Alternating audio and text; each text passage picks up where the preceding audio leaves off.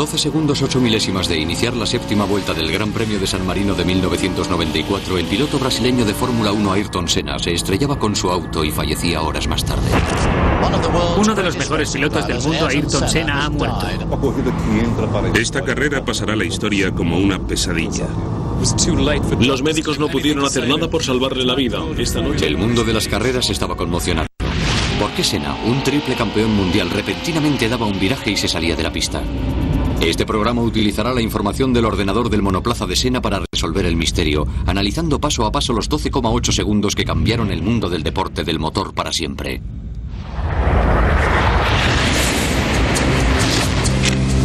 Los desastres no suceden por casualidad. Son el resultado de una secuencia de sucesos o incidentes. La ciencia que explica dónde pudo estar el error se encuentra en estos segundos decisivos. La muerte de Ayrton Senna.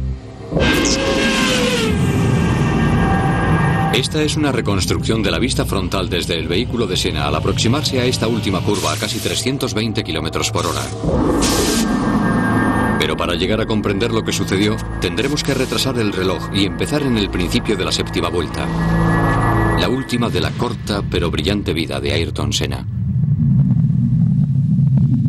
Las carreras de coches, la alta competición, es la actividad, quitando la guerra, que más esfuerzo exige por parte de sus participantes, y Ayrton Senna era uno de los mejores profesionales de este campo. Eso es lo que perdimos en Tamburello. Muy pocas personas me conocen. Muy poca gente se da cuenta o entiende lo que significa para un piloto llegar a la Fórmula 1, triunfar a ese nivel. Ayrton Senna era un hombre extraordinario y tenía la suerte de poseer un don magnífico. Su deseo de ganar le permitió llevar una vida desahogada en su querido Brasil. Sobre todo para un deporte donde el desempeño lo es todo y el peligro siempre existe. Su talento y ambición eran legendarios. Siempre quería ser el mejor. Todo el tiempo mantenía ese espíritu competitivo y lo demostraba siempre. Siempre quería ganar. Incluso aunque se tratara de ir al aeropuerto con un coche de alquiler, siempre quería llegar el primero.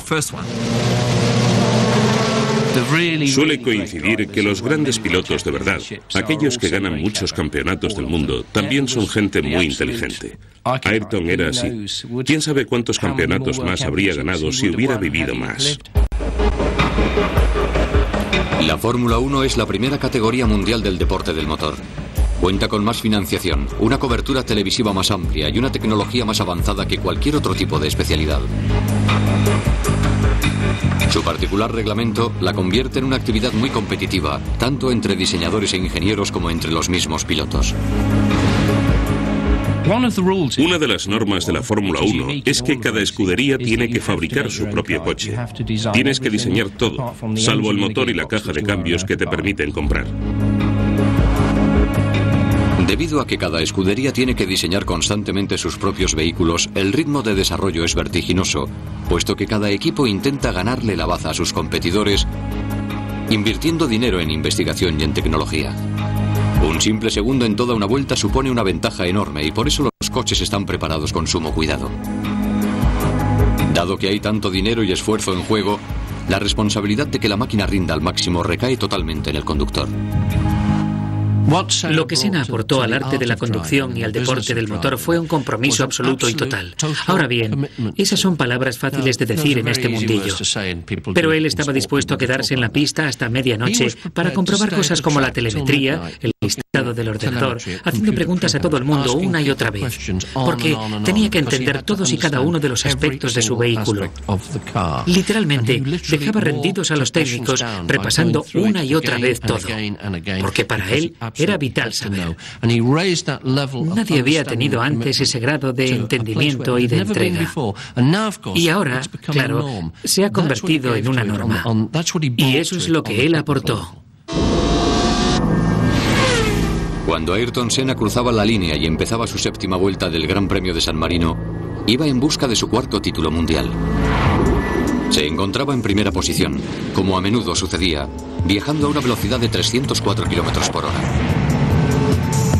El ordenador de su Williams FW16 registró el comienzo de una nueva vuelta y empezó a grabar los 12,8 segundos de información que revelarían más tarde la historia de cómo murió. Hace unos cuantos años se tomó la costumbre de medir todo tipo de parámetros en los coches, ya que se buscaba mejorar el conocimiento del funcionamiento de los vehículos para hacerlos más rápidos. Se empezó midiendo solo 2, 3 o 4 parámetros. Se avanzó mucho. En la época del accidente de Senna, se habían fabricado ordenadores muy potentes, con mucha memoria, que podían registrar prácticamente cualquier tipo de información.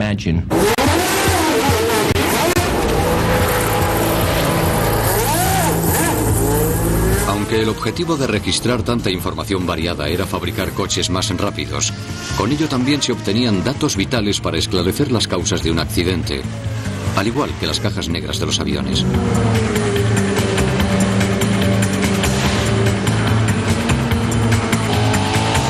Al aproximarse Senna a la última curva, el ordenador de su monoplaza estaba registrando segundo a segundo una gran cantidad de información.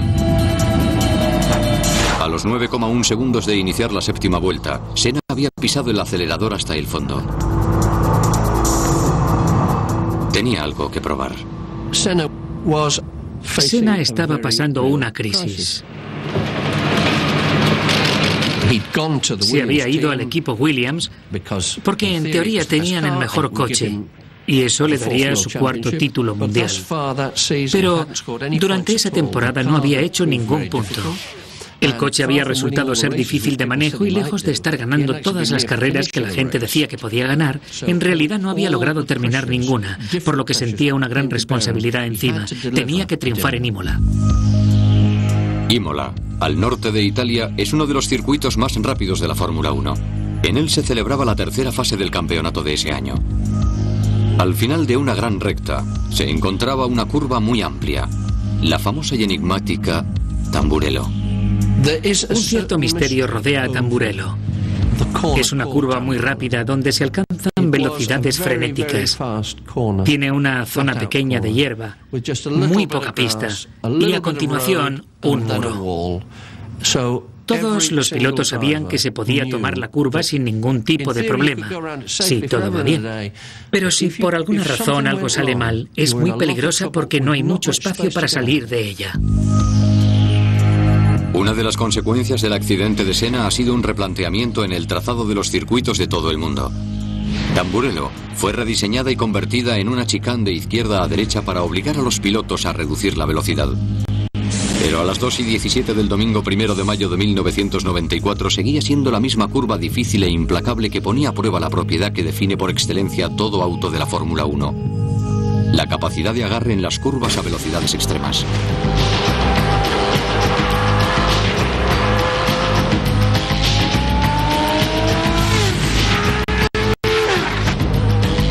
Esta asombrosa cualidad surge prácticamente como por arte de magia, ya que el diseño de un Fórmula 1 está regido por las leyes de la aerodinámica. Por extraño que parezca, una máquina como esta no es tanto un coche como un avión que vuela boca abajo, muy próximo al suelo.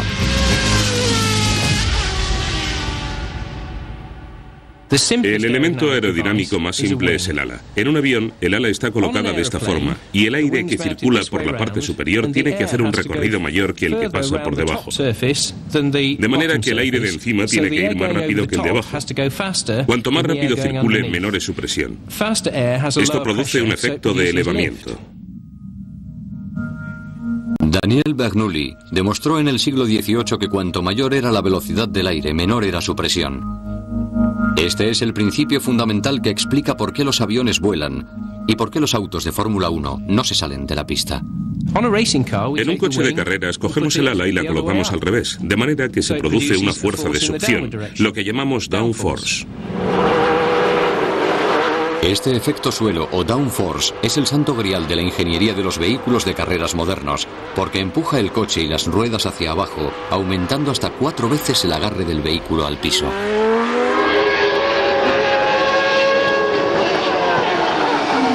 Cuando un coche entra en una curva, la tendencia es a seguir recto. Es una ley natural de la física, y la única fuerza que impide que el coche salga volando de la pista es el agarre de los neumáticos al piso. Un auto que tuviera 4 veces que batea por 4 veces el mismo efecto suelo. Esta fuerza de succión es la que le permite a un Fórmula 1 tomar una curva como Tamburello a una velocidad vertiginosa, con el motor a casi 14.000 revoluciones por minuto, a unos 320 kilómetros por hora. 11,2 segundos después del inicio de la séptima vuelta, el vehículo se pega al asfalto con una fuerza de succión equivalente a casi 4 veces su peso, generándose un poder de agarre al piso enorme. Igual que la fuerza de la gravedad que siente el piloto de un caza al hacer un giro. Senna sintió esa misma fuerza sobre él. Los sensores del monoplaza indicaban una fuerza de gravedad de 3.62. Si algo fallaba en ese momento, el coche saldría literalmente volando de la pista. En ese preciso momento, a 1,6 segundos antes del impacto, algo falló. La estrella de la Fórmula 1, Michele Alboreto, que falleció en un accidente después de filmar esta entrevista, creía conocer la causa del accidente de Senna. Es una curva muy peligrosa porque si tienes un fallo mecánico, el muro está muy cerca de la zona rápida de la curva. Hablo con conocimiento de causa, porque yo tuve el mismo accidente que Senna, en el mismo sitio, y sé que se puede salir de la curva sin problemas, salvo que tengas un fallo mecánico. Si la causa hubiera sido un fallo mecánico, entonces la responsabilidad por la muerte de uno de los grandes pilotos del automovilismo habría recaído en su escudería. Esta posibilidad conmocionó al mundo de la Fórmula 1. Cuando Ayrton Senna falleció en 1994 durante el Gran Premio de San Marino en el norte de Italia, este deporte multimillonario nunca volvería a ser el mismo. Fue un momento decisivo para el deporte del motor. Me refiero en cuestiones de seguridad. Antes del accidente se daba por sentado que la Fórmula 1 era una actividad peligrosa. El peligro era parte del glamour del deporte. Pero con la pérdida de su superestrella, todo esto cambió. La noticia tuvo grandes repercusiones. Afectó a todas y cada una de las personas que se dedicaban a la Fórmula 1. Tuvo un gran efecto, en concreto, sobre las escuderías en sí, porque si se podía producir un fallo mecánico con semejantes consecuencias, se hacía imperioso determinar sus causas, porque nadie quería que les pasara a ellos también. Era inconcebible que la gente se dejara la vida en un muro. ¿Qué sucedió a 1,6 segundos del impacto? ¿Por qué el mejor conductor del mundo tuvo un accidente tan terriblemente inesperado?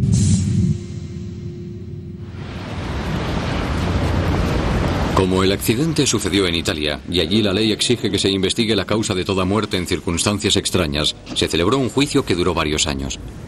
Mauro Forghieri era uno de los expertos de la investigación. En mi opinión, el accidente lo causó la decisión que tomó Senna al darse cuenta de que algo fallaba en el volante, porque el volante se estaba moviendo demasiado. El Williams FW16 de Senna llevaba una minicámara aquí, justo detrás, y a la izquierda de la cabeza del conductor. Grababa todo lo que sucedía delante del coche y con cierto detalle el interior del monoplaza, especialmente este punto, un pequeño botón amarillo del volante. Cuando el volante gira, el botón gira con él. Un ordenador traza el recorrido que realiza el volante en todo momento. Parece ser que el movimiento de este botón justo en el momento del accidente era anómalo. Al acercarse a Tamburello, Senna giró hacia la izquierda, dirigiendo el coche hacia el vértice de la curva, tomando el carril más rápido. Esta reconstrucción muestra que el volante se mueve excesivamente, ya no solo sobre su eje central, como sería lo normal, sino verticalmente también. Este movimiento es el que condujo a la teoría de que la columna de la dirección del auto de Senna se había roto. Senna se dio cuenta de que algo raro pasaba y decidió parar el coche. Si vas conduciendo en tu coche y te das cuenta de que el volante se mueve mucho y sospechas que puede haber algo roto, ¿qué haces entonces? Te paras. Por supuesto, él intentó parar un vehículo que iba a 320 kilómetros por hora. Y claro, eso es algo muy distinto. La columna de dirección consta en su mayor parte de un cilindro de 22 milímetros de acero, pero había sido modificada a petición del conductor para que fuera más larga. Se había añadido y soldado por los dos extremos una sección adicional de 18 milímetros. Al analizar los restos del automóvil se encontró que la columna de dirección estaba rota. Pero se había roto causando el accidente o debido a la... El coche de Senna tenía dirección asistida, por eso uno de los parámetros que se medían en el monoplaza era la fuerza de giro que se ejercía sobre la columna de dirección. Dado que ese parámetro se medía constantemente justo hasta el momento del impacto, esa información había quedado grabada en la caja negra del coche y al analizarla se comprobó que hasta el momento del choque la columna de dirección estaba intacta. Esta es la información recogida a 1,4 segundos del impacto. Los números verdes se refieren a la cantidad de fuerza de giro a que estaba siendo sometida la columna de dirección. Si la columna hubiera estado rota, no habría ninguna fuerza de giro ejerciéndose sobre ella. De manera que la última lectura de 7.18 demuestra que la columna estaba intacta. Entonces, ¿por qué el volante de Senna parecía moverse hacia arriba y hacia abajo? Simplemente por motivos de diseño.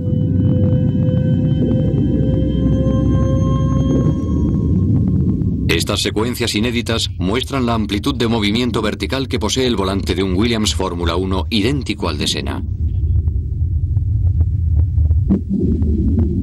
El esfuerzo necesario para desviar así el volante es considerable. Pero no debemos olvidar que el conductor está sometido a una fuerza de succión 3 veces superior a la de la gravedad, y como no hay otra cosa salvo el volante para aguantar el peso de los brazos del conductor, el diseño del auto está pensado así para permitir semejante movimiento. Entonces, si la columna de dirección no se rompió, ¿qué otra cosa pudo haber causado el accidente de Senna? La cruel ironía es que en la búsqueda incansable para mejorar el desempeño de los autos en las curvas por medio de la aerodinámica, se había puesto en peligro la estabilidad de los vehículos. El reglamento en vigor en la época del accidente de Senna establecía que los coches debían correr pegados al piso. Y hablamos de una distancia así del suelo, no de varios centímetros como sucede con los coches normales, hablamos de milímetros.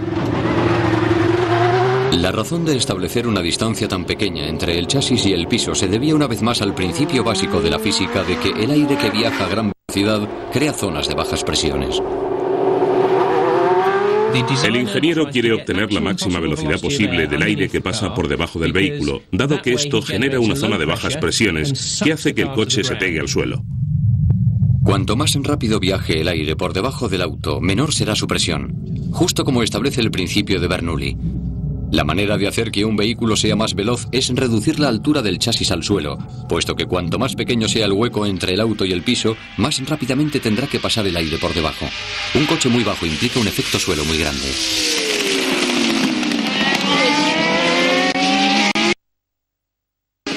El problema con que nos encontramos es que a medida que se fabrican coches cada vez más bajos, la velocidad aumenta cada vez más y el efecto suelo es cada vez mayor, hasta que llega un momento en que el auto toca el suelo, se detiene la corriente de aire y el vehículo pierde momentáneamente el agarre al piso. Si esto sucede en una curva, el piloto está vendido.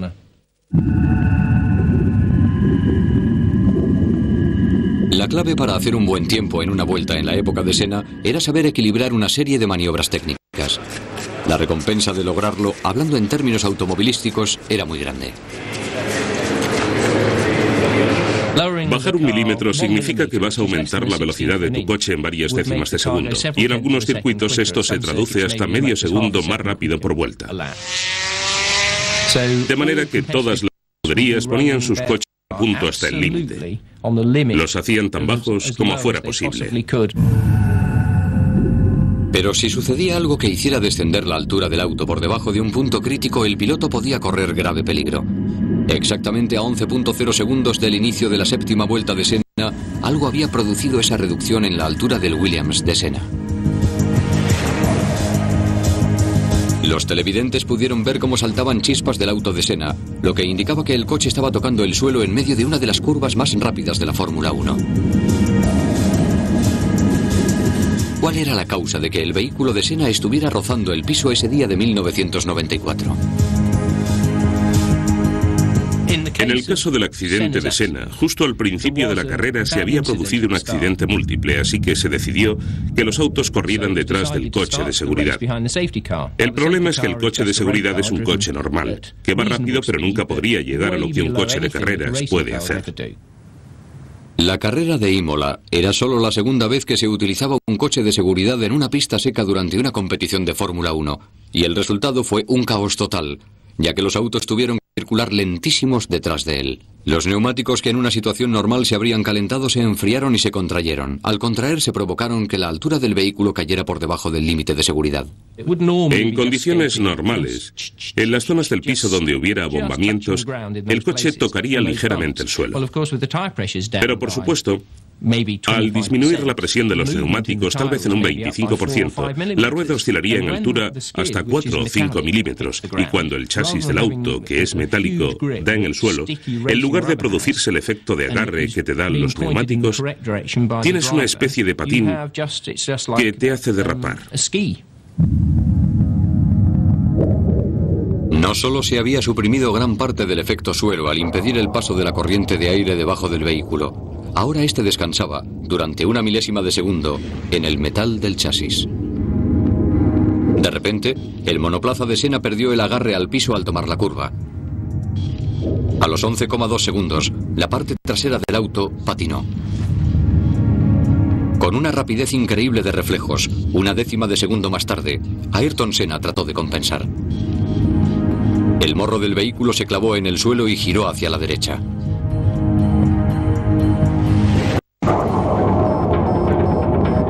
Los datos del ordenador mostraban que Senna había pisado el freno a fondo. El coche intentaba detenerse lo más rápidamente posible, pero a Ayrton Senna se le acabó la pista.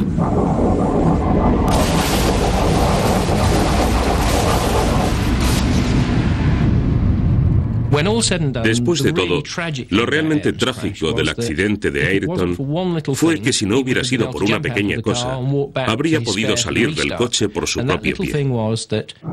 Pero al estrellarse contra el muro, la rueda delantera quedó atrapada entre este y el chasis al hundirse la suspensión. Y mientras el coche patinaba rozando el muro, la rueda salió disparada a presión y le golpeó en la cabeza. Si no hubiera sido por eso, habría salido ileso. Senna murió justo 4 horas después en el hospital. Al llegar a su Brasil natal, recibió un entierro con todos los honores, como el héroe nacional que era. Multitud de admiradores se dieron a rendir y el país declaró 3 días de luto oficial. La lección aprendida del accidente cambió el deporte del motor profundamente. Sin lugar a dudas, esto ha contribuido a salvar muchas vidas desde entonces. Tal vez esto sea un digno legado para un gran hombre.